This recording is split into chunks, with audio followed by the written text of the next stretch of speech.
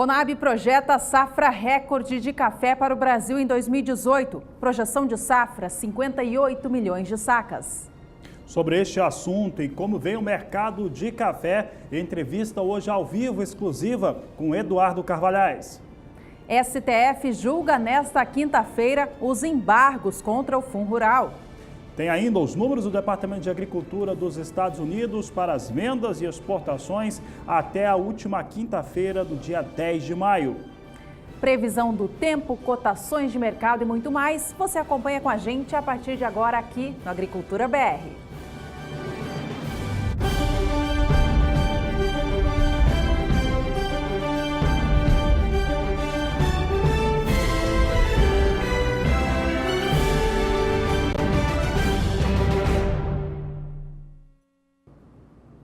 O assunto a partir de agora é soja. Vamos falar a respeito dos embarques de soja dos Estados Unidos, o que vem acontecendo com o mercado e também como é que vêm os valores pagos no porto pela soja.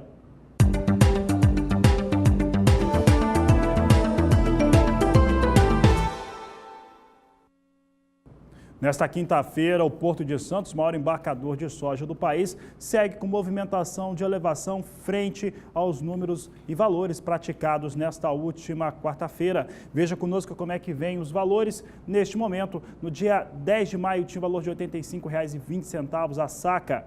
No dia 11 subia ou mantinha R$ 85,20 e no dia 14, na segunda-feira, subiu para R$ 85,50. Na última terça-feira atingiu seu maior valor para essa série, R$ 87,00 a saca. No dia 16, recuava, nesta última quarta-feira, R$ 86,00 a saca de 60 quilos, mas nesta quinta-feira, dia 17, sobe para R$ 86,20. É R$1 a mais do que aquilo que acontecia há uma semana, no dia 10, portanto, elevação de 1,17%. Já o Porto de Paranaguá paga nesta quinta-feira R$ 86,00 no valor de cada saca de soja. O valor também é elevado na comparação semanal, já que no dia 10 de maio, Porto pagava R$ 85,00. No dia seguinte, dia 11, elevou para R$ 86,00 o valor da saca do grão e para R$ 86,20 no dia seguinte, na segunda-feira desta semana, dia comercial seguinte, dia 14 de maio. No dia 15, terça-feira, Porto de Paranaguá chegou a pagar R$ 87,00 no valor da saca de soja e nesta última quarta baixou bem o preço para R$ 84,50. Nesta quinta, volta a trazer um movimento de alta, pagando já no dia de hoje R$ 86,00.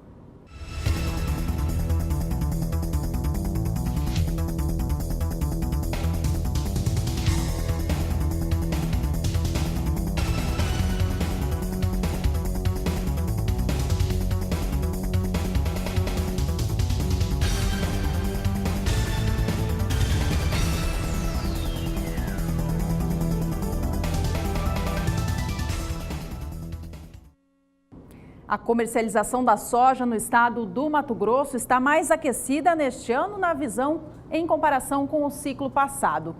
De acordo com dados divulgados pelo IMEA, o Instituto Mato Grossense de Economia Agropecuária, o ritmo está cerca de 10 pontos percentuais mais forte na comparação com os negócios envolvendo a safra anterior, 2016-2017.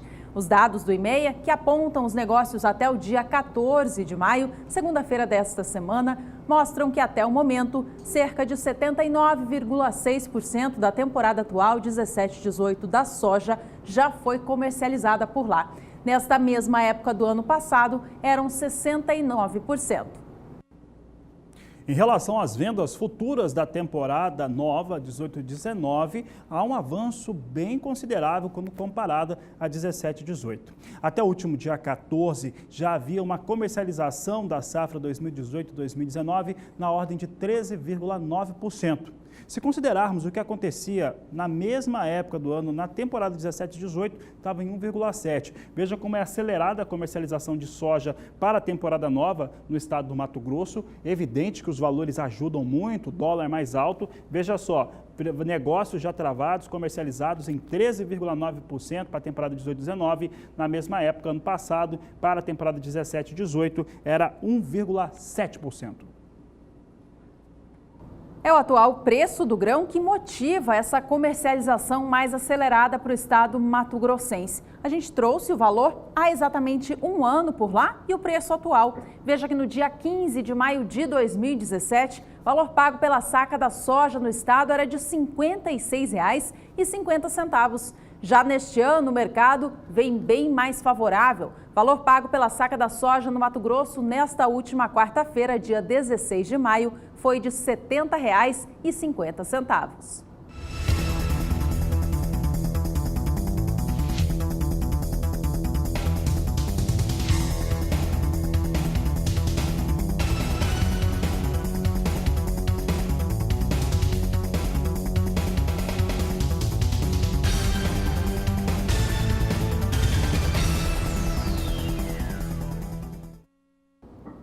Em breve começa o período de vazio sanitário da soja para muitos dos estados produtores do Brasil. O Paraná lidera este calendário, começando com o período já no dia 10 de junho.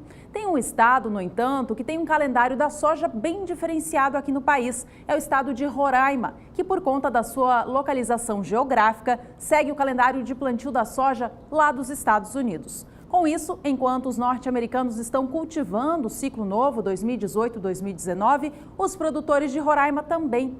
Por lá, o plantio teve início neste último mês de abril, já a temporada 18-19. E o clima, que tem tido alta umidade na região norte do país, tem favorecido com essa atividade inicial da temporada.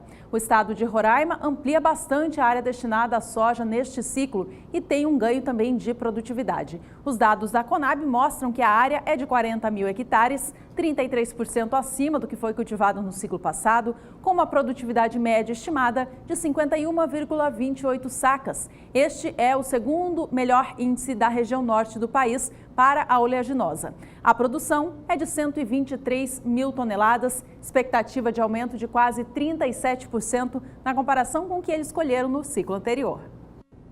Vamos saber agora como é que fica a previsão do tempo para esse estado. Quem fala sobre ela é Juliana Rezende. Boa tarde, Juliana. Olá, boa tarde a todos. O plantio da soja em Roraima segue favorecido.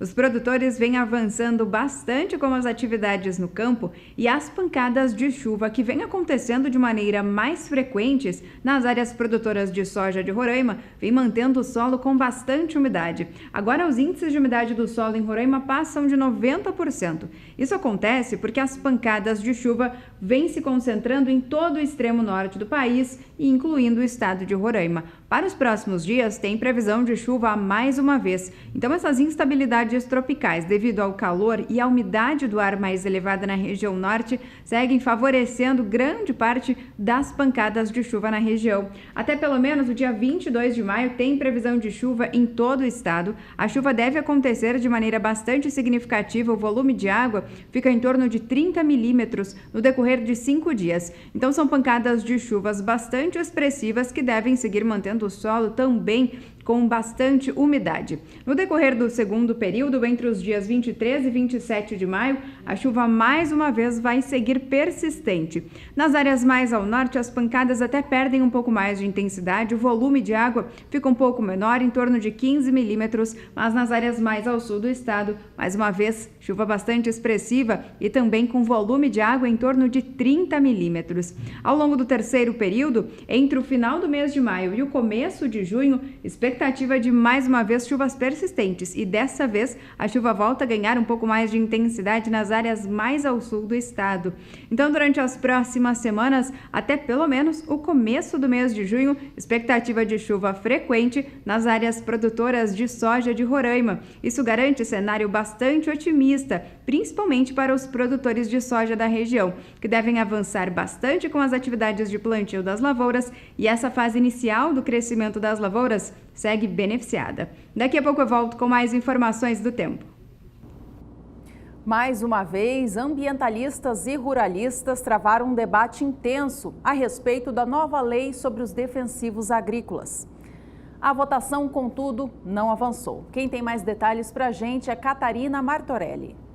Foi mais um dia de discussões na comissão especial que debate os defensivos agrícolas. Representantes de entidades ambientais marcaram presença com vários cartazes. Deputados contrários acreditam que, se aprovado, o projeto vai levar mais veneno para o prato do brasileiro. Veneno, inclusive, vai prejudicar o agronegócio brasileiro, porque se o mundo hoje está banindo ou está comprando menos produtos com veneno, é ruim para o negócio brasileiro. Nós temos que ter comida limpa e, para isso, nós temos que ter tecnologias biossustentáveis. A bancada ruralista defende o projeto. Diz que hoje a liberação de defensivos é marcada por muita burocracia e demora. O empresário precisa esperar de 3 a 8 anos para conseguir autorização para usar e vender os produtos. Isso seria uma barreira para o produtor ter acesso a novas tecnologias. O que nós precisamos é que que o Ministério da Saúde, através da Anvisa, o da Agricultura, que faz a parte econômica e também avalia riscos para a agricultura, para os mercados internacionais, e o Ministério do Meio Ambiente, que eles trabalhem em sincronia, em sintonia. Hoje, o que acontece é que os processos são escritos, não são digitalizados e cada um tem o tempo que quer, apesar da lei vigente dizer que são 120 dias. Para o relator, uma das vantagens do projeto é que o custo do processo de autorização seria menor, porque tudo ficaria concentrado no Ministério da Agricultura. Hoje, infelizmente, as indústrias, quando vai registrar um produto, tem que entrar nos 3 ministérios. E a taxa é muito caro, gente, muito caro. Aí acontece aquelas pequenas culturas que nós chamamos de monocross, e ele não consegue registrar porque as indústrias, e não interessa porque economicamente é inviável para registrar um produto. Com tanta polêmica, o projeto ainda vai ganhar novos debates aqui na Câmara Federal. Catarina Martorelli para o SBA. Por aqui, o Agricultura BR traz em destaque os dados apresentados nesta quinta-feira, como tradicionalmente ocorre, em torno das vendas e exportações que são divulgados pelo Departamento de Agricultura norte-americano. Para a soja, números de vendas tanto para a temporada 17-18 quanto para 18-19. Para a temporada atual, 17-18, teve um volume baixo de vendas, uma redução de 20% das vendas até o último dia 10 de maio, quando comparada com as vendas da semana encerrada em 3 de maio. Foram cerca de 281 mil toneladas comercializadas de saldo. Veja só, até 10 de maio, venda semanal de 281.900 toneladas. Quase que não mexe com a venda total norte-americana, que contabiliza 55 milhões e 400 mil toneladas. Para uma meta que é esperada dentro dessa temporada 17-18, de 57 milhões 120 mil toneladas. O número aqui dessas vendas de 281 mil toneladas para essa semana encerrada em 10 de maio, ela é inferior, quando você considera a média das últimas 4 semanas, em 48%. Também foram relatadas vendas de soja norte-americana para entrega na temporada 2018-2019. Países que compraram: Paquistão, México e também destinos não declarados. Na semana encerrada no dia 10 de maio, os Estados Unidos venderam 224.700 toneladas da soja do ciclo novo, de um total até agora que já chega a 5.540.000 toneladas. A meta para o país nesta nova temporada é exportar 62.320.000 toneladas da oleaginosa, somando os embarques de soja feitos na semana até o dia 10. Considerando a temporada 17-18 e 18-19, foram negociadas 654.500 toneladas do grão. Esse volume ficou cerca de 39% acima dos negócios feitos na semana anterior e em 30% acima da média das últimas 4 semanas. Destaque agora para aquelas vendas avulsas de soja dos Estados Unidos. Como tivemos uma forte queda para a soja no acumulado desta semana, principalmente nesta quarta-feira, a soja dos Estados Unidos passa a ser uma pechincha, então começa a ter essas compras avulsas para entrega rápida. Então o destaque de agora é de vendas avulsas de soja norte-americanas para destino não declarado. O volume é pequeno, mas são 132 mil toneladas que foram divulgadas na manhã desta quinta-feira pelo Departamento de Agricultura dos Estados Unidos. Lembrando lembrando que os exportadores americanos são obrigados a relatar qualquer venda de 100 mil toneladas ou mais de uma commodity feita em um único dia, ou venda de 200 mil toneladas ou mais para um mesmo dia até o dia seguinte. Então, vendas aqui já mostrando que o preço mais baixo, mais pressionado da soja na Bolsa de Chicago realmente atrai compradores. Já que falei de soja em Chicago e a Juliana nós destacávamos aqui as vendas semanais e as vendas de hoje, vamos saber como é que soja em Chicago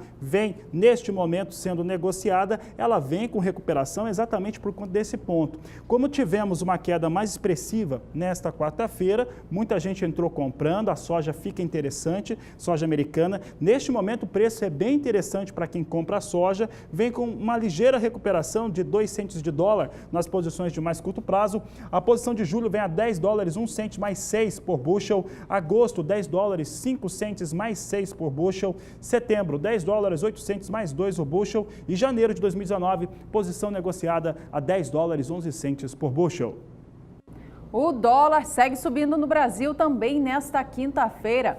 Cotação da moeda norte-americana é o que tem mantido os valores da saca da soja em alta aqui no Brasil. A gente acompanha como está o valor neste momento. Dólar segue vendido na venda a R$ 3,68 mais 6, com variação positiva agora de 0,22% na comparação com o fechamento desta última quarta-feira. Vale lembrar que enquanto a cotação da moeda favorece os negócios com os grãos aqui no país, aqueles exportáveis, traz alguma preocupação já em relação à safra futura, uma vez que os insumos são, na maior parte dele, importados e com a cotação alta do dólar, o custo de produção fica mais elevado.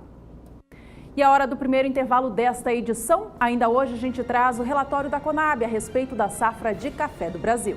E vamos conversar com o Eduardo Carvalhais, do Escritório Carvalhais, sobre a safra de café, sobre mercado de café, principalmente. Então, se você é cafeicultor, pode participar do programa desde já. Mande a sua mensagem no 67996562266. Nós voltamos em instantes. A Agricultura BR desta quinta-feira traz um grande destaque para o setor cafeeiro do Brasil. Isso porque a Conab divulgou, às 9 horas da manhã, o seu segundo levantamento a respeito da safra brasileira de café temporada 2018, trazendo uma expectativa de produção recorde para o país, 58 milhões de sacas. Para a safra de arábica, a companhia projetou 44 milhões e 300 mil toneladas, uma alta de quase 30% em relação à produção do ciclo anterior. E olha, durante essa edição da Agricultura BR, nós vamos conversar com Eduardo Carvalhais, do Escritório Carvalhais. E você, desde já, cafeicultor do Brasil ou que é interessado no assunto café, pode participar do programa conosco. Estamos falando de um dos principais, talvez o principal analista do mercado de café do Brasil. Participa conosco e você pode enviar sua pergunta. Você envia através do WhatsApp no 67996562266. Entre, participe com o Eduardo Carvalhais também, que vai estar ao vivo conosco, respondendo aos nossos questionamentos e ao questionamento também do telespectador, do cafeicultor de todo o Brasil. Então participe pelo WhatsApp 67996562266. Mudamos de assunto porque nesta quarta-feira passou a vigorar aquela situação imposta pela União Europeia de embargo à carne de frango do Brasil. É o que você vai conferir agora na reportagem. Olá, o Ministério da Agricultura informou nesta quarta que a decisão da União Europeia, tomada em abril, está valendo e que todos os procedimentos técnicos do Ministério da Agricultura estão em andamento para tentar reverter a situação. No total, são 20 frigoríficos embargados, sendo 12 deles da BRF.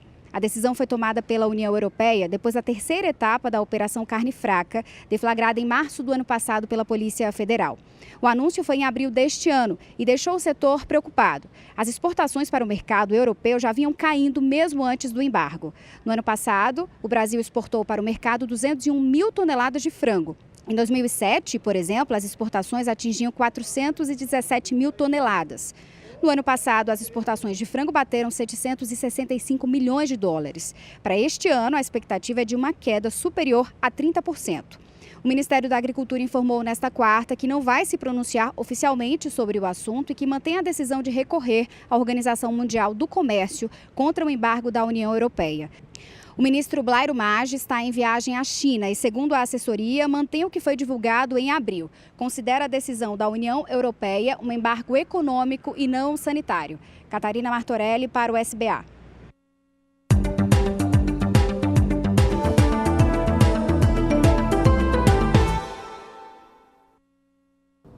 A segunda safra de milho do estado do Mato Grosso tem sido favorecida pelo clima, conforme relatou a Conab no seu último relatório de acompanhamento de safra divulgado na semana passada. De acordo com a companhia, a maior parte das lavouras se encontra nas fases de floração e frutificação. A área destinada ao milho de segunda safra no Mato Grosso caiu na atual temporada e a produtividade é menor também na comparação com o ciclo passado.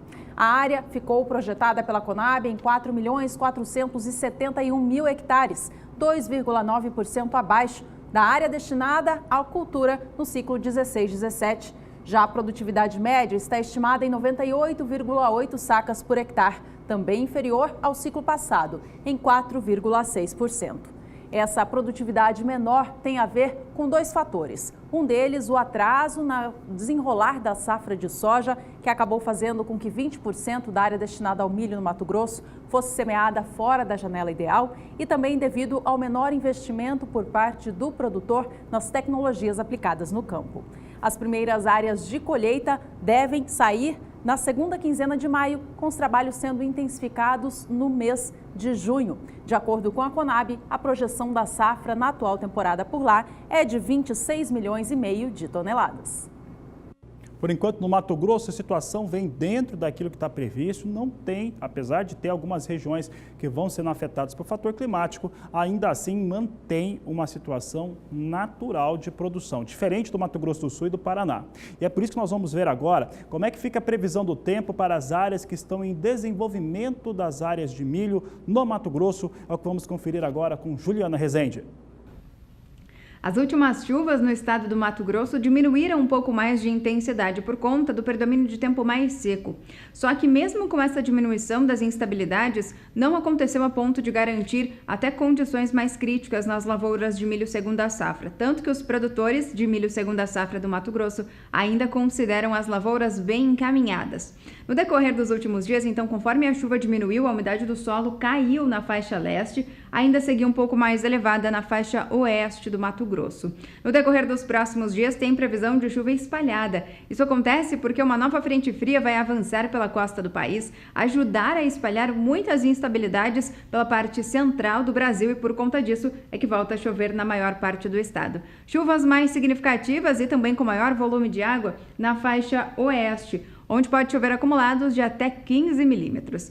Mesmo com chuva, a temperatura vai seguir elevada, máximas na casa dos 32 graus em grande parte do norte do Mato Grosso, nas áreas mais ao sul, pode alcançar até 33 graus. Agora, a partir da próxima semana, a chuva já começa a diminuir mais uma vez. O tempo firme volta a predominar na faixa leste, as instabilidades ainda devem seguir atuando na faixa oeste, não deve ser aquela chuva tão volumosa, mas serve para seguir mantendo o solo um pouco mais úmido. As temperaturas agora ficam um pouquinho mais amenas, nas áreas mais ao sul do Mato Grosso, 30 graus, nas áreas mais ao norte, alcançando até 32 graus. A partir da terceira semana, entre o final do mês de maio e também o começo do mês de junho, expectativa de tempo firme agora ficando cada vez mais abrangente no estado, mas ainda tem risco de pancadas de chuva no extremo oeste do Mato Grosso.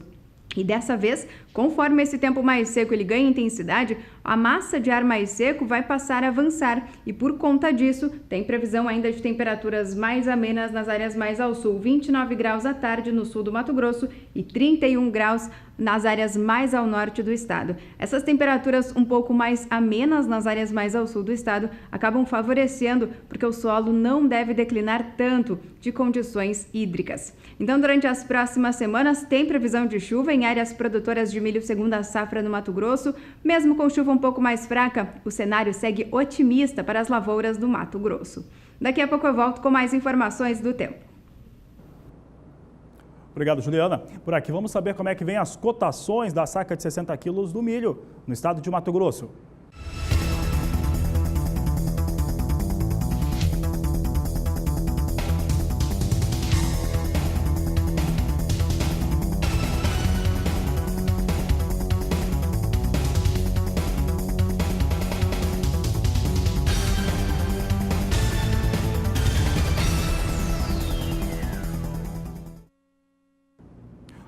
Lá no estado de Mato Grosso, um dia de campo fomentou a produção de eucalipto. É o que nós vamos conferir agora na reportagem de Valdir Pacheco.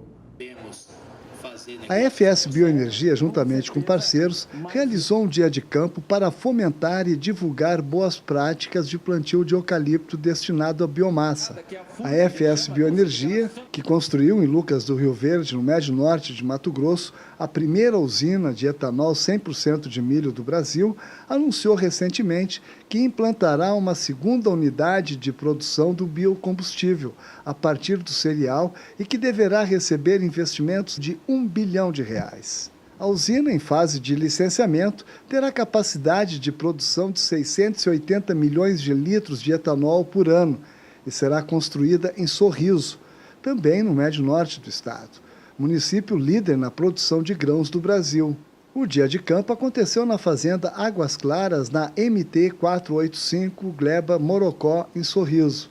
Essa questão do etanol de milho é uma realidade no estado, principalmente para essa região. A gente já tem a FS aqui que já anunciou a duplicação, vai consumir, por exemplo, daqui a 2 anos, 3 milhões de toneladas de milho por ano, e para isso precisa 30 mil hectares. A gente tem a Ipasa, por exemplo, que também vai ser instalada lá em Sinop. Vai consumir inicialmente também 1 milhão de toneladas. Então, realmente surgiu uma oportunidade de negócio aqui para a região, que é o confinamento de bovino, né? Porque você vai ter o DDG, que é o produto da destilação do etanol.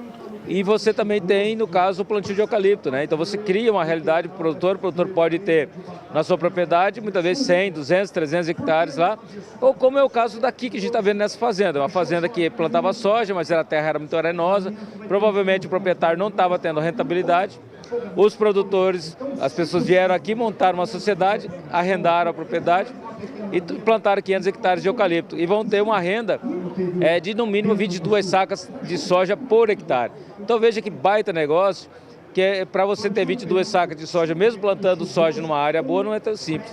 Com o atual cenário da produção de etanol de milho, surge uma nova oportunidade no estado de Mato Grosso, o fomento florestal para a produção de biomassa. Assim como nós temos variedades de milho na região, soja, gramíneas, né? Da mesma forma, temos hoje variedades de eucalipto que se adaptam a áreas úmidas, áreas pedregosas, áreas arenosas, que é o caso desse tema aqui, e logicamente áreas argilosas. Então temos material genético para cada condição de área que temos no Médio Norte ou no Norte do Mato Grosso hoje. A Embrapa Agrosilvo e Pastoril já vem desenvolvendo experimentos na busca de novos materiais adaptados à região. A região, na verdade, ela tem um potencial muito grande para a silvicultura, mas até então ela tinha certa dificuldade justamente pela questão do mercado consumidor. Hoje essa realidade ela mudou, com a vinda da FS aí, criou um nicho aí que vai demandar uma quantidade grande de biomassa, e é exemplo de outras empresas também que vão se instalar na região, que vão demandar essa biomassa. E o que nós precisamos então é testar materiais que já são utilizados nos grandes centros aí, produtores de florestas plantadas, porque as condições aí nós temos particularidades. Uma das principais restrições aqui é a questão do déficit hídrico. Nós temos também a questão de temperaturas que são mais elevadas. Então nós precisamos o quê? Ampliar a nossa base genética e termos materiais como opções para diferentes áreas, mesmo que nós temos solos arenosos. Temos diferentes tipos de solos arenosos, com areias mais finas, areias mais grossas. Então nós temos que ter materiais aí adaptados a essas condições. Então o que nós estamos buscando são parcerias para nós testarmos aí. Hoje nós temos aí um leque em torno aí cerca de 40 materiais para testarmos aí em diferentes locais do estado. O engenheiro florestal e consultor técnico, que foi um dos palestrantes, falou de sua experiência com solos arenosos no Mato Grosso do Sul. A gente vem de uma região, Mato Grosso do Sul, onde nós trabalhamos com somente solos arenosos. E nós entendemos que é possível nos solos arenosos ter rentabilidades similares ou maiores do que a da soja, lembrando que você tem um comprador potencial e toda a floresta será comprada antecipadamente. Sem dúvida que é uma viabilidade econômica bastante alta. Valdir Pacheco para o SBA, Sistema Brasileiro do Agronegócio. E nesta quinta-feira, como tradicionalmente ocorre, o Departamento de Agricultura dos Estados Unidos divulgou o seu relatório de vendas e exportações e trouxe vendas, no caso do milho, tanto para a temporada 17-18 quanto para 18-19. Na temporada atual, a 2017-2018, as vendas totalizaram um pouco mais de 985 mil toneladas do cereal. É o que você confere agora no Agricultura BR. Temos aqui as vendas na semana encerrada em 10 de maio, com um total de 985.700 toneladas de milho. A safra contabiliza agora 52.610.000 toneladas do cereal. A meta para a temporada 17-18 é de 56.520.000 toneladas. O número aqui apresentado aqui para a venda da semana, ela representa 42% de alta frente à semana encerrada em 3 de maio e 15% de alta frente à média de vendas das últimas 4 semanas, o que mostra muito claramente uma certa aceleração nas vendas de exportações do milho norte-americano. Também foram relatadas na semana vendas do milho referentes à temporada 2018-2019. Quem comprou foi Taiwan e também México, sendo o México responsável pela maior parte destas compras. De acordo com o Departamento norte-americano, foram vendidas 129.200 toneladas de milho referente à temporada nova. A safra até agora acumula 2.230.000 toneladas negociadas, de uma meta esperada de 53.340.000. E esses números apresentados, eles mexem diretamente com o mercado de milho, que tem tido uma certa elevação por conta da alta do petróleo, falando do milho americano. Vamos saber agora como é que vem a operação em Chicago para o cereal. Hoje vem bem próxima à estabilidade, com viés de queda. Posição de julho é negociada a $3,98 mais 6 por bushel. Setembro, $4,07 por bushel. Dezembro, $4,16 mais 2 o bushel. E a posição de março de 2019, $4,24 mais 4 por bushel. Assim vem os negócios com milho na Bolsa de Chicago. E ainda hoje a gente fala por aqui sobre café. Você vai acompanhar uma entrevista com Eduardo Carvalhais, ele que é do Escritório Carvalhais, comentando a respeito dos novos números divulgados pela Conab. Tá certo, e você pode participar também, você que é cafeicultor ou que está interessado no mercado de café, mande a sua mensagem, sua pergunta para o nosso WhatsApp, o 67996562266. Nós vamos para um rápido intervalo e voltamos já. Volta agora com todos os números sobre o café no Brasil. A expectativa da Conab é de que o país colha a sua maior safra da história em 2018.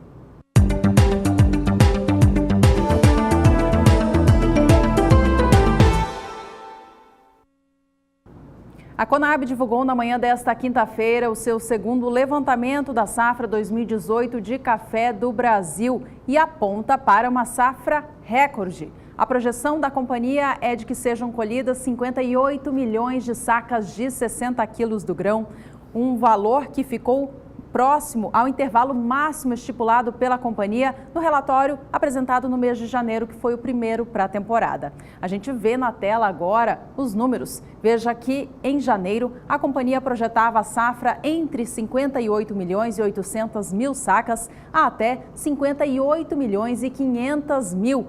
Agora, em maio, trouxe a projeção, um número exato, em 58 milhões de sacas de 60 quilos do grão, mostrando que, se confirmado, vai ser uma alta superior a 29% na comparação com a safra de 2017. O ano de alta é explicada pela bienalidade positiva do café arábica e a recuperação da produção do Conilon no estado do Espírito Santo depois de 3 anos passando por uma grave crise hídrica, muita seca por lá. O arábica deve ter uma produção, de acordo com os dados apresentados pela Conab, nesta quinta-feira, na ordem de 44 milhões e 300 mil sacas. Veja conosco aqui como é que fica essa produção. Conab estimando para 2018 uma produção de café arábica em 44 milhões e 300 mil sacas, com uma forte alta de 29,4%, enquanto que o café Conilon, de acordo com a estatal brasileira, 13 milhões 700 mil sacas, alta de 27,9%, de acordo com o que foi apresentado pela Conab na manhã desta quinta-feira, elevações importantes sobre os principais cafés produzidos no Brasil, arábica e Conilon.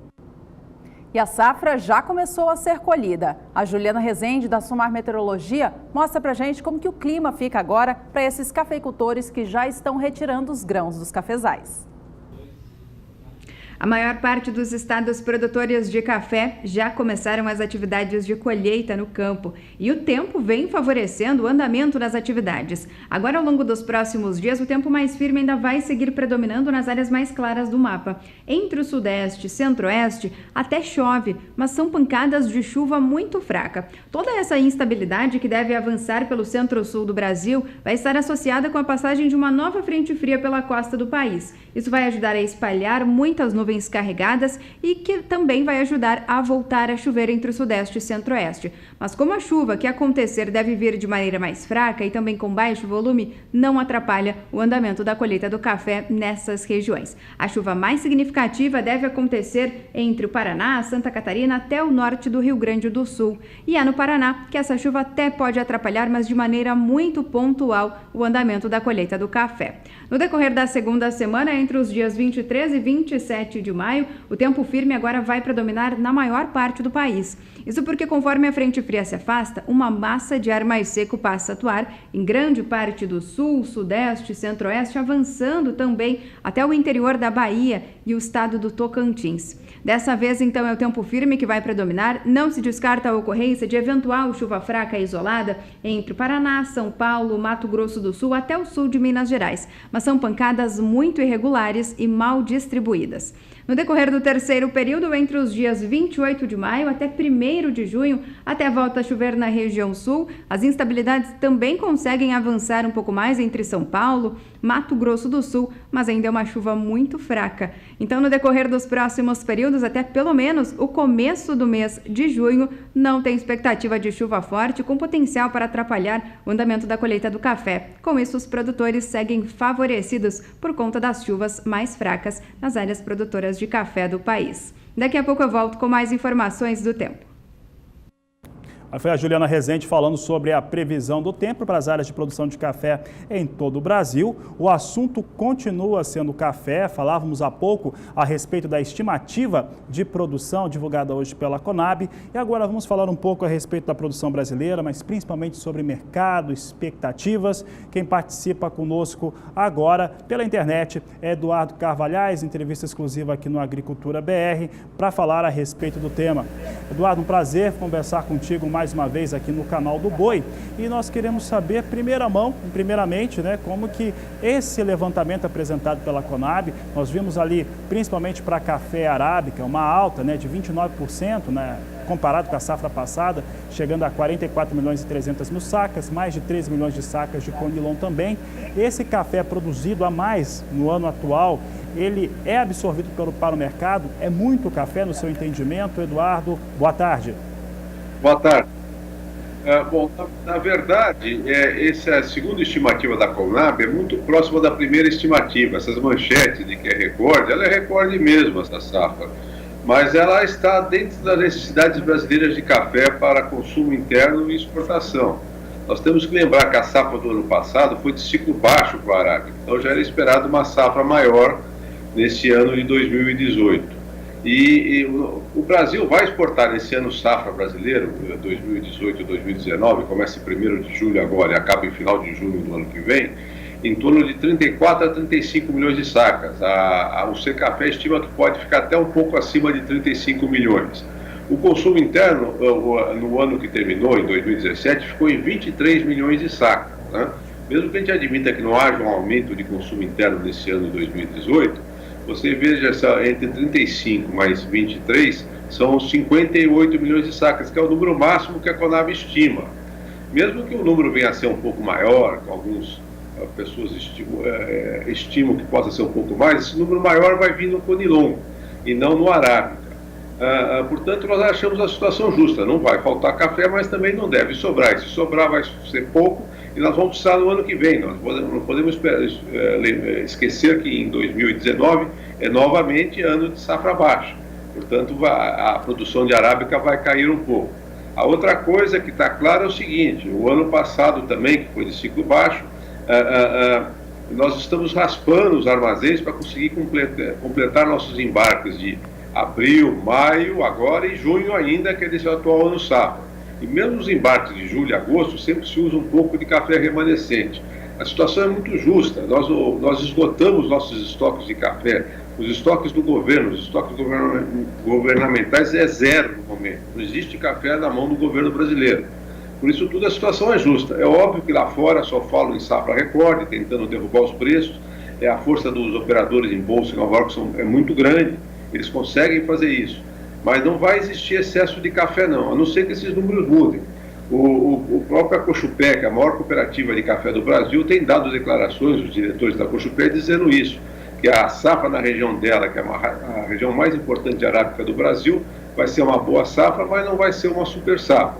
Portanto, a situação é de café, ainda bem que temos café para exportar, nós vamos cumprir todos os compromissos brasileiros de exportação e consumo interno, mas não existe café sobrando não. Eduardo, você usou uma expressão que eu considero muito importante, interessante mesmo, de estar justo.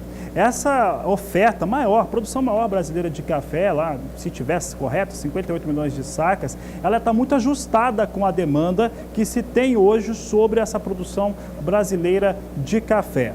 De acordo com alguns órgãos, as estimativas de exportação estão melhorando, apesar dessa pressão negativa que há, como nós acompanhamos diariamente, em Nova York por parte dos investidores de mercado. O que o brasileiro, né, o produtor, o cafeicultor, mas o mercado de maneira geral, pode esperar a partir de agora dos embarques brasileiros de café, aproveitando que você está aí e no seu escritório em Santos? É difícil de saber, né? Primeiro que nós estamos numa situação de crise no Brasil, tanto política como econômica, e no mundo todo também existe muita tensão, fica difícil de saber como é que se vai comportar a economia do mundo e a economia brasileira. Mas preciso de café, o Brasil vai começar a aumentar os embarques devagarinho a partir de julho, quando a safra nova começa a entrar com mais força, principalmente no Conilon.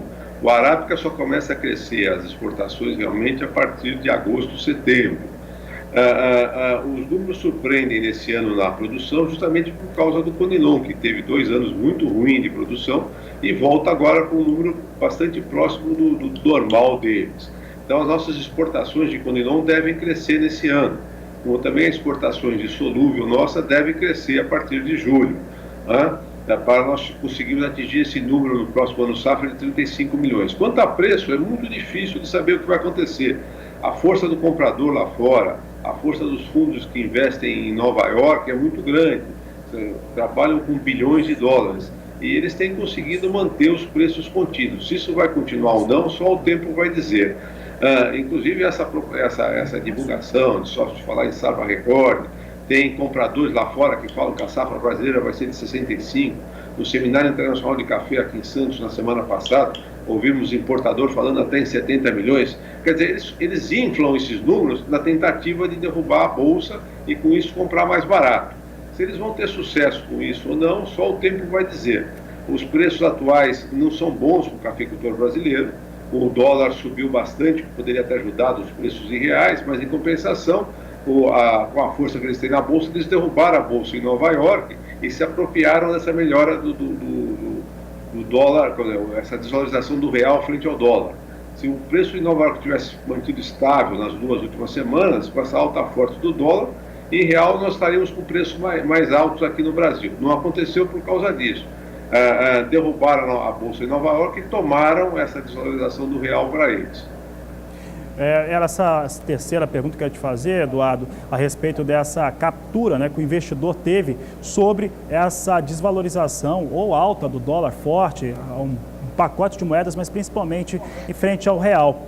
Em relação a essa situação, nós vimos vários outros produtores que têm produto de exportação, como principalmente o produtor de soja, ele acaba se capitalizando melhor em relação ao seu produto quando o dólar dá essa disparada, como temos no momento. Infelizmente, o cafeicultor não conseguiu fazer isso por conta dessa apropriação, como você colocou, por parte dos investidores em Nova York. Por falar em capitalização, como que está a situação desse cafeicultor hoje brasileiro em termos de capacidade de investimento e também para enfrentar uma próxima safra que será de bienalidade negativa? Olha, primeiro o cafeicultor brasileiro parece mais preparado atualmente, né? É difícil de falar, porque você tem que lembrar que o Brasil é um país continental e nós temos produção de café no Brasil desde o Paraná até Pernambuco, entrando por Goiás. Então, a produção brasileira está muito espalhada e as condições do produtor em cada região é um pouco diferente. Mas, no todo, o feeling, o sentimento do mercado, que o produtor hoje está mais capitalizado, vende aos poucos, consegue esperar os melhores momentos de mercado para vender. E mesmo o Banco Cooperativo informa isso, que ele sente os cafeicultores mais bem capitalizados. Isso é bom para enfrentar essa pressão compradora de derrubar os preços lá fora. E o que eu sinto também, com a situação do Brasil política, não se tem a menor ideia de quem vai ser o próximo presidente, se ele vai continuar com essas reformas para manter a inflação baixa e derrubar mais os juros aqui dentro. Com toda essa situação, a tendência do cafeicultor é vender o café suficiente para pagar os custos de colheita, ou pagar as despesas que tem. E em vez de vender o resto do café nos preços atuais que não são tão bons, segurar esse café que é cotado em dólar e aguardar para ver como é que fica a situação política e econômica do Brasil e mesmo lá fora, né, antes de fazer uma venda maior. Eu tenho a impressão que a dificuldade de compra de café por parte dos importadores lá fora, tiveram muita dificuldade nesse primeiro semestre do ano, vai continuar no próximo semestre.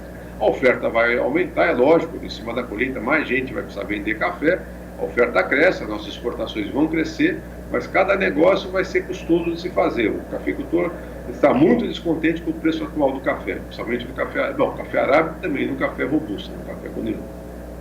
Tá certo, Eduardo Carvalhais. Quero agradecer sua participação mais uma vez aqui no canal do Boa. As portas estão sempre abertas. Obrigado pela sua participação. Obrigado, boa tarde.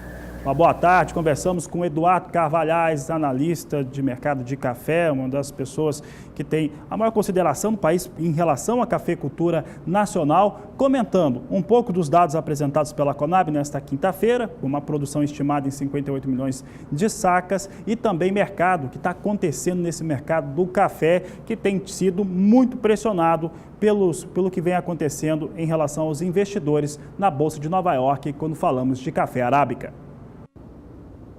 A gente acompanha como estão os valores do café no mercado físico do Brasil agora, começando com o café arábica. Você de casa, de olho aqui, o preço da saca segue na casa dos R$ 445, valor anotado nesta última quarta-feira, dia 16 de maio, no estado paulista, foi de R$ 445,28. Houve uma certa estabilidade em relação à data anterior. Na comparação mensal, há uma alta de 1,05% acontecendo na comparação com o fechamento do mês de abril. Bastante há pouco a respeito dessa situação do café negociado em Nova York. Vamos saber agora como é que vem os negócios por lá. Tem pressão de investidores. Temos hoje uma certa recuperação para o café arábica em Nova York. Uma recuperação pequena, mas é alguma recuperação. Posição de julho negociada $1 17 centes mais 95 a libra peso. Setembro, $1 20 centes mais 15 a libra peso. Posição de dezembro, $1 23 centes mais 65. E março de 2019 a $1 27 centes mais 5 a libra peso. São os negócios com café arábica em Nova York neste momento.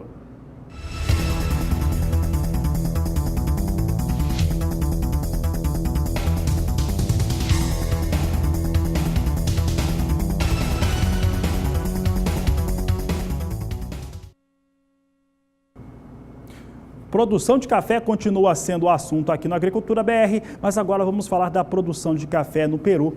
Isso porque o Departamento de Agricultura norte-americano trouxe um levantamento importante sobre produção de café para a temporada 2018-2019 e agora com foco lá no Peru. Peru que deve ter uma recuperação para a sua produção depois de ter enfrentado há algumas temporadas uma grave crise causada pela chamada ferrugem do café. Aliás, esse é um elemento que se tem um certo temor de entrada no país, por isso que a importação de café é tão perigosa aqui para o Brasil, mas a entrada de uma praga como essa, que no caso do Peru, chegou a dar uma dizimada sobre as suas áreas de produção. De qualquer maneira, Peru tem uma boa estimativa de produção de café e deve exportar quase tudo aquilo que produz. Peru, que é um tradicional produtor de café arábica. Veja só que a temporada 2018-2019 deve produzir 4 milhões e 300 mil sacas de café, contra 4 milhões e 80 mil sacas que foram produzidas uma campanha antes. Conforme o Departamento de Agricultura americano, o Peru produz quase exclusivamente café arábica, dos quais 70% da variedade típica, seguida por caturra 20% e outras variedades de arábica 10%. De acordo com o órgão, as exportações de café do Peru no ciclo atual 2018-2019 devem chegar a 4 milhões e 100 mil sacas. Isso indica uma alta em relação ao volume enviado ao exterior pelo país no ano passado. Veja só, temporada atual 18-19 tem a projeção de embarques na ordem de 4 milhões e 100 mil. No ciclo 17-18, que estava ainda se recuperando daquele surto de ferrugem, as exportações foram de 3 milhões e 900 mil sacas. A alta de um ano para outro é de 5%. A gente segue falando de café por aqui, agora voltando a trazer destaques para o Brasil, no que diz respeito ao preço pago pela saca de café Conilon no país. O CPE apura os valores no estado do Espírito Santo, maior produtor da variedade no Brasil. Veja como foram negociadas as sacas nestes últimos dias. Pouca oscilação acontecendo até a terça-feira, dia 15, quando nesta quarta, dia 16 de maio, o valor da saca sofreu uma alta significativa, saindo de R$ 326,97 para fechar o dia a R$ 329,37. Esta cotação toma como base o café Conilon tipo 6, classificação peneira 13 ou acima. O acumulado do mês tem sido positivo, agora mostra alta de 0,75%. E conferimos agora os negócios internacionais com o café Robusta na Bolsa de Londres. Veja só conosco como é que vem as posições sendo negociadas. Posição de setembro a $1.734 a tonelada, vem na estabilidade. Já novembro ganha 0,46%, vem para $1.739. É o mesmo valor de negociação na posição de janeiro de 2019, $1.739 com a mesma variação. Já a posição de março de 2019 vem com $1.752 a tonelada, com poucos negócios, mais alta de 0,51%.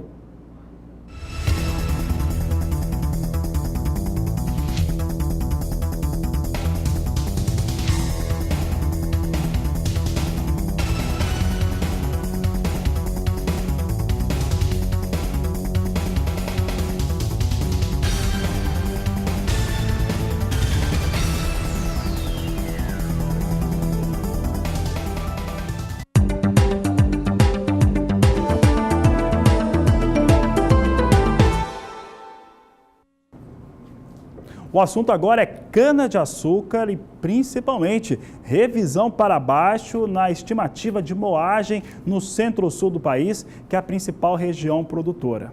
Quem trouxe os dados na manhã desta quinta-feira foi a Archer Consulting, que trouxe dados que rebaixaram a sua estimativa de moagem de cana-de-açúcar no centro-sul do país para a temporada 2018-2019 em torno de 2,5%, caindo de 580 milhões de toneladas para pouco mais de 568 milhões de toneladas de cana-de-açúcar a passar pelo processo de moagem. O principal elemento para explicar o que está acontecendo: clima atual no centro-sul do país. O mesmo fator climático que afeta a produção de milho nesse momento, principalmente no Mato Grosso do Sul e no Paraná, afeta também a produção de cana-de-açúcar no centro-sul. É o que nós mostramos agora, produção ou estimativa de produção atual, estava estimada em 580 milhões de toneladas e agora passa para 563 milhões de toneladas. A redução nessa estimativa de moagem de cana-de-açúcar, ela acontece após esses dados de campo, de acordo com essa empresa de consultoria,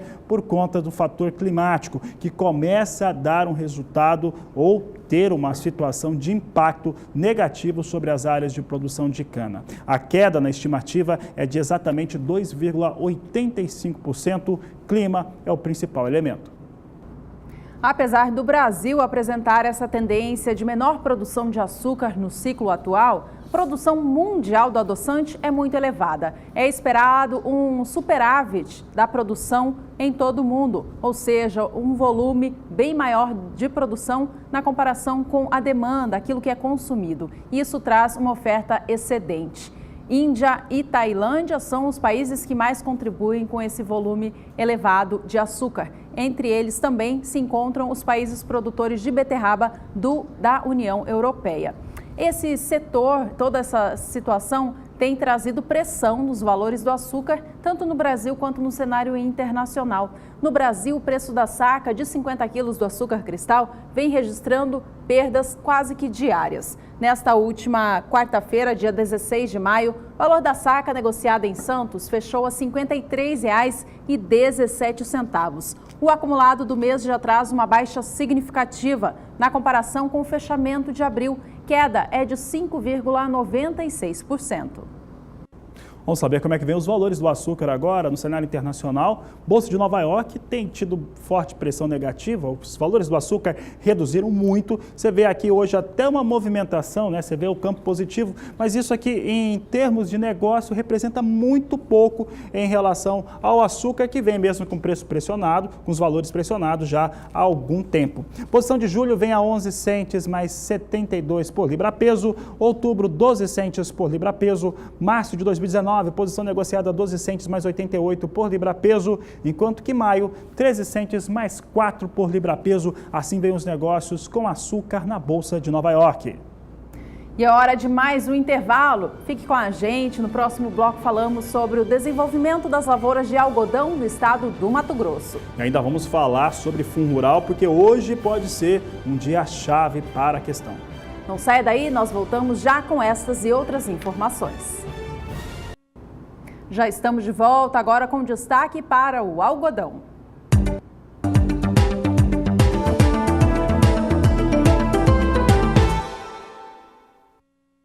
O IMEA, Instituto Mato Grossense de Economia Agropecuária, divulgou nesta semana sua nova expectativa da produção de algodão do estado do Mato Grosso e revisou os dados de produtividade e aquilo que deve ser colhido no final da temporada. Em relação à área destinada à cultura, não houve diferença na comparação com o relatório anterior. A área total segue mantida em 782.900 hectares, sendo 112.100 na primeira safra e 670.700 hectares na segunda safra. A área total continua 21,1% acima, em comparação com a safra anterior, em decorrência principalmente do preço mais atrativo que o mercado do algodão tem tido neste ano de 2018. E com os bons volumes de chuvas registrados, em especial na primeira quinzena de abril, o que vai sendo apresentado em termos de produtividade no estado de Mato Grosso é bastante satisfatório, chega até 272 arrobas por hectare, o que traz um volume bem interessante, uma média muito boa, mas ainda que fica abaixo daquilo que foi consolidado na temporada anterior. A alta até é de 1,1%. Você vê aqui o que acontece em torno da produtividade mato-grossense para o algodão, 272,8 arrobas por hectare, alta de 1,1% frente à estimativa anterior, ainda ligeiramente abaixo daquilo que foi produzido na temporada passada, 2,3% abaixo para ser mais preciso, levando em consideração que a previsão pluviométrica para o mês de maio está escassa em relação ao que foi visto no mesmo período do ano passado. Está chovendo menos em maio no estado do Mato Grosso, esse é o principal fator que faz ainda com que esteja ligeiramente abaixo essa previsão quando comparada à última temporada. Com a manutenção na área plantada, na comparação com o relatório anterior, e a revisão para cima na produtividade, o IMEA projeta agora uma produção de algodão no estado do Mato Grosso mais elevada. O número, se confirmado, vai ser recorde. A produção de caroço ficou projetada em 3.200.000 toneladas e a de apluma de algodão em 1.300.000, a maior da história para o maior estado produtor da fibra no país. E é sobre Mato Grosso e também o estado da Bahia, os principais produtores de algodão do país, que Juliana Rezende fez um estudo muito interessante, mostrando como é que fica a previsão do tempo para os próximos períodos. A diminuição das chuvas em áreas produtoras de algodão do Brasil não prejudicou as lavouras. Isso é porque nessa fase de desenvolvimento das lavouras, O algodão ele precisa de pouca água ainda para seguir mantendo bom ritmo de crescimento. As condições hídricas do solo então diminuíram um pouco mais, principalmente no leste do Mato Grosso e também no oeste da Bahia, agora representando um solo um pouco mais seco. No decorrer dos próximos dias, a chuva consegue se espalhar pelo Mato Grosso. E isso acontece porque uma nova frente fria vai conseguir avançar pela costa do país, ajudar a trazer mais instabilidades lá da Amazônia para a parte central e por conta disso é que volta a chover em grande parte do Mato Grosso. Só que a chuva deve vir de maneira não muito intensa. O acumulado é baixo, ficando de 5 a 15 milímetros em grande parte do estado. Na Bahia, o tempo firme vai seguir predominando no interior, enquanto que no litoral, instabilidades devem provocar pancadas de chuvas mais frequentes. Ao longo da segunda semana, entre os dias 23 e 27 de maio, a chuva agora já começa a perder intensidade no Mato Grosso, tanto que na faixa leste o tempo firme volta a predominar e as pancadas de chuva podem ocorrer somente na faixa oeste, mesmo que sejam aquelas pancadas muito irregulares e isoladas. Na Bahia, tempo firme mais uma vez no interior e as pancadas de chuva agora até ganham um pouco mais de intensidade na faixa leste por conta dos ventos úmidos que sopram do mar contra a costa, acabam provocando acumulados até mais significativos. Chove em torno de 30 milímetros no litoral da Bahia, no decorrer do período do dia 23 até o dia 27 de maio. Durante o final do mês de maio, começo do mês de junho, mais uma vez teremos tempo firme predominando no Mato Grosso e também dias ensolarados no interior da Bahia. Então, durante as próximas semanas, o tempo mais seco ainda vai predominar em áreas produtoras de algodão, grande parte do Mato Grosso e também da Bahia. Por conta disso, as lavouras devem seguir mantendo bom ritmo de crescimento ao longo dos próximos períodos. Daqui a pouco eu volto com mais informações do tempo. Os preços do algodão estão elevados no mercado físico do Brasil. De acordo com o CPEA, essa alta tem a ver com a qualidade da pluma ofertada. Quem tem os detalhes para a gente é Kaile Rodrigues. À espera da chegada da volumosa safra 2017-2018 e de quedas nas cotações do algodão em pluma, indústrias brasileiras estão cautelosas em relação a novas compras no mercado spot, conforme indicam pesquisadores do CPEA. Agentes das indústrias relatam dificuldades no repasse das valorizações da pluma para os derivados. Mesmo com a resistência da indústria, as cotações do algodão continuam subindo no mercado doméstico. Isso por conta da baixa oferta do produto e a menor qualidade da maioria dos lotes. Kaile Rodrigues para o SBA. A gente dá uma olhadinha nestes preços, então, agora do algodão negociados no mercado físico do Brasil. A referência é São Paulo, apuração do CPEA. Valor, nesta última quarta-feira, 16 de maio, fechou a R$ 3,60 mais 76 por libra-peso. O valor da pluma não para de subir. O acumulado do mês de maio já soma alta de 8,10%. O algodão mais valorizado é uma tendência internacional. Vamos saber se em Nova York também hoje temos algodão subindo. É o que nós mostramos agora. Segue subindo o algodão. Posição de julho negociado 85 centes mais 44 por libra-peso. A posição de outubro 82 centes de dólar mais 90 por libra-peso. Dezembro também ganhando 81 centes mais 72. Enquanto que março de 2019 chega a 81 centes mais 58 por libra-peso. Alta também no cenário internacional para o algodão.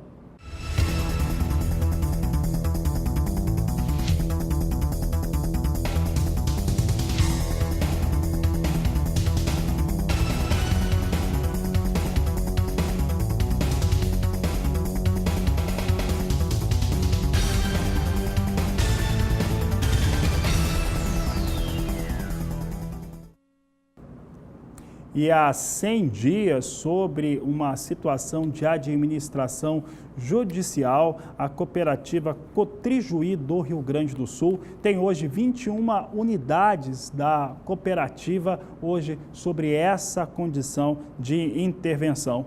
Essa foi a maneira encontrada para tentar saldar uma dívida bilionária e é o que nós vamos ver agora com a repórter Annelise Nicolodi. A mais recente unidade arrendada é a planta de abate de suínos em São Luís Gonzaga, na região das Missões, que será arrendada por um período de 3 anos para o frigorífico Estrela de São Paulo. A expectativa é de que com essa iniciativa a capacidade total do frigorífico seja retomada, que é de 1.600 animais por dia. Hoje o abate está pela metade. O frigorífico da Cotrijuí foi o primeiro do Rio Grande do Sul a ser habilitado para exportar para a China em 2011. Com dívidas acumuladas ao longo dos anos, a Cotrijuí, que tem sede em Ijuí, estava em liquidação extrajudicial e em 29 de janeiro deste ano entrou por determinação da Justiça em processo de liquidação judicial. A prestação de contas feita à Justiça mostra que nesses 100 dias foram pagos 5 milhões em dívidas trabalhistas, os grãos foram devolvidos em boa parte aos agricultores, o balanço de 2017 foi encerrado, além do arrendamento das 21 unidades da cooperativa, que já foi considerada a maior da América Latina na década de 70. E é hora de mais um intervalo. No próximo bloco, a gente responde a dúvida de telespectadores sobre o clima em Goiás. E as últimas informações também do mercado da soja. Não saia daí, a gente volta já. Já de volta, e eu estou aqui ao lado da Carla Lauton, do programa Pecuária BR, que vai trazer os destaques da programação desta quinta-feira. Oi, Carla, boa tarde para você. Boa tarde, Ju. Boa tarde para você que está conferindo aqui o Agricultura BR. Hoje no Pecuária BR nós vamos falar sobre a abertura do mercado de carne suína para a Coreia do Sul. O ministro Blairo Maggi declarou hoje pela manhã no seu Twitter que ele estava contente com a abertura do mercado para a exportação de carne suína para a Coreia do Sul. E nós estamos tentando agendar uma entrevista, Ju, pelo Skype, com alguém da ABPA, que é a Associação Brasileira de Proteína Animal, para falar sobre esse assunto. Bom, uma boa notícia para o setor, então. Obrigada, Carla. Obrigada, Ju.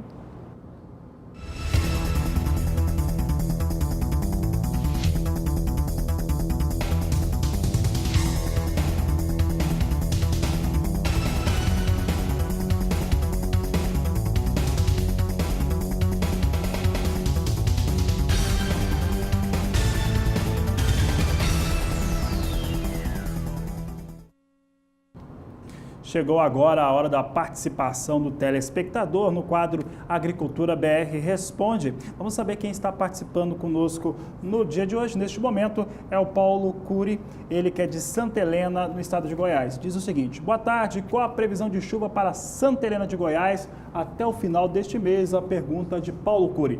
Vamos saber então como fica o clima por lá. Juliana Rezende responde.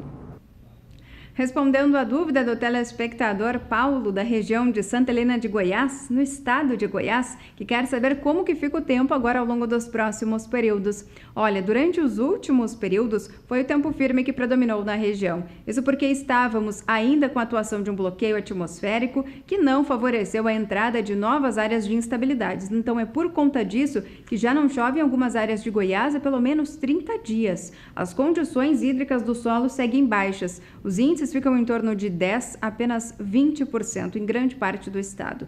Ao longo dos próximos dias é que o tempo deve começar a mudar um pouco mais. Tem previsão de chuva voltando, dessa vez são áreas de instabilidades que atuam em grande parte do centro do Brasil por conta do avanço de uma frente fria pela costa do país, mas que ajuda a aumentar e trazer mais instabilidades lá da Amazônia para o Brasil central. Por conta disso, então, deve voltar a chover, as pancadas aqui não devem ser tão intensas. O volume de água deve ser baixo, em torno de 5 a 15 milímetros na maior parte do estado.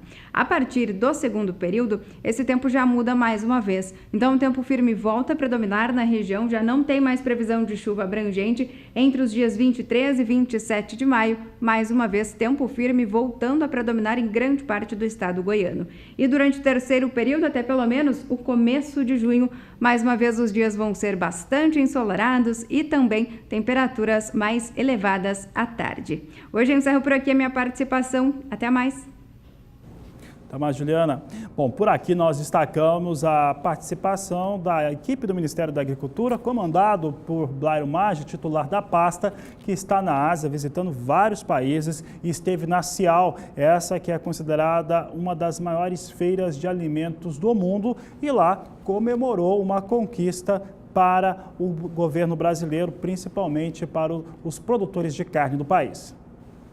Aqui nessa abertura da Cial, aqui em Xangai. Para nós brasileiros é uma alegria, um prazer e um dever estar aqui numa das maiores feiras de alimentos do mundo, onde o Brasil é um grande produtor de alimentos. Nós somos o 4º maior produtor de alimentos do mundo, o 2º maior exportador. Portanto, temos a obrigação de estar presentes nesses grandes eventos.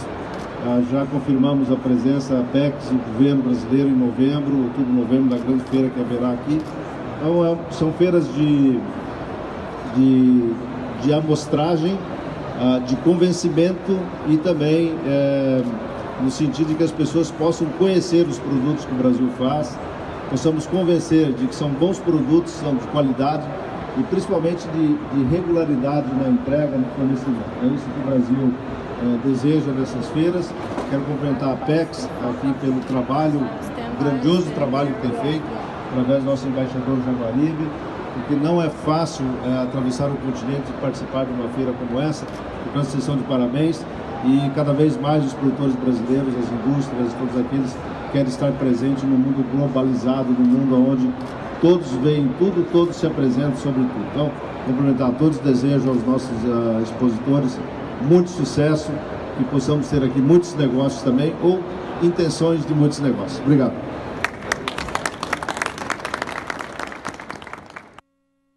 Ministro Blairo Maggi, que segue nessa campanha com a sua equipe pela Ásia, tentando principalmente encaixar produtos brasileiros em alguns países.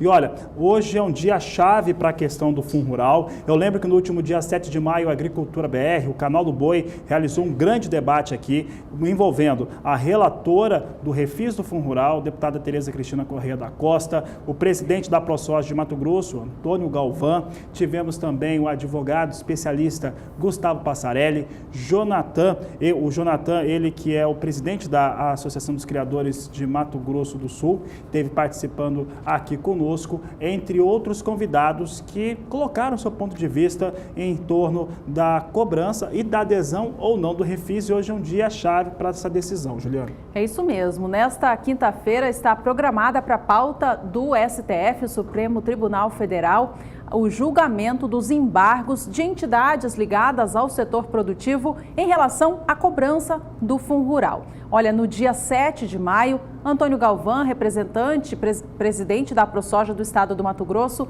comentou com a gente no programa a respeito da manifestação dele e da associação de orientar aos produtores a não aderir ao Fundo Rural, pelo menos até a data de hoje, dia 17 de maio. A gente vai rever agora um trechinho do que ele disse. Realmente, com aquele imbróglio todo que surgiu no decorrer, a gente acabou se manifestando o contrário e continuamos ainda com esse pensamento, como o Jonathan colocou, no mínimo até o dia 17, que o produtor não vai aderir, não adira, porque nós temos aí uma possibilidade que o Supremo, como ele reverteu essa decisão de 2010, reiterada em 2011, que ele reveja na prática que isso não é mais um tribunal. Como o Jonathan colocou, mais ou menos eu estou achando que está bem ruinzinho mesmo, gente. Então, o produtor foi induzido a fazer essas ações, porque já eles declararam inconstitucional e agora coloca o produtor numa saia justa. Então, nós não concordamos com esse pagamento. Por mais que o Supremo venha agora a definir e decidir, a gente está fazendo todos os esforços, a gente sabe que a própria FPA está fazendo muitos dos esforços, assim como todas as entidades nossas, para que o Supremo olhe e reveja essa situação. Que no mínimo agora, na modulação, ele reveja e anule esse passado, no mínimo aí que está sendo aí a discussão que está colocada. Então a gente reitera e pede ao produtor que tenha paciência, mas até o dia 17, no mínimo, 18, que vai sair o julgamento, que ninguém assuma essa dívida, que a gente está fazendo tudo para que ela seja anulado, esse passado, seja ele dentro da, seja ele revendo um voto ou dentro da modulação. E nossa equipe de jornalismo do Canal do Boi está atenta ao longo de toda essa quinta-feira no que acontece no Supremo Tribunal Federal em relação a essa votação e todos os encaminhamentos a respeito do Fundo Rural você acompanha aqui no Agricultura BR e nos demais programas da casa. Essa edição vai ficando por aqui. A você que esteve com a gente, obrigada pela companhia e nos vemos numa próxima oportunidade. Este é o Agricultura BR. A inteligência e a transparência do agronegócio sempre com você. Mais informações sobre o Fundo Rural na terceira edição a partir das 17h20.